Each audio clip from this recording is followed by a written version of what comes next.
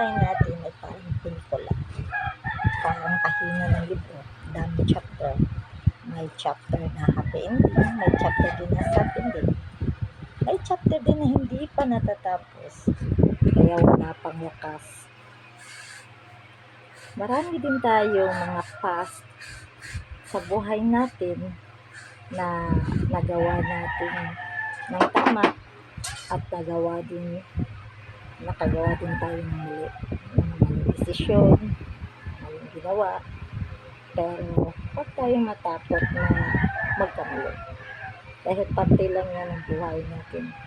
Parte yan yung mga past natin para to make us grow. Kasi it's better na kasi na maging magkamali tayo kasi marami tayong matutunan. Dahil hindi tayo matututo kung hindi tayo magkakamali.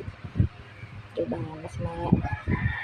Kaya huwag tayong matakot na gumawa ng maling desisyon o gumawa ng mali.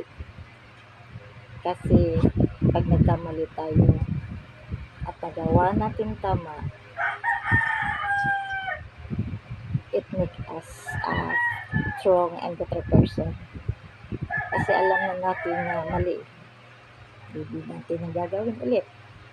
At alam natin na ano na yung tama para yun na ang gagawin natin. Kaya patuloy sa buhay, huwag matakot. Lalo na huwag matakot na magkamali ulit.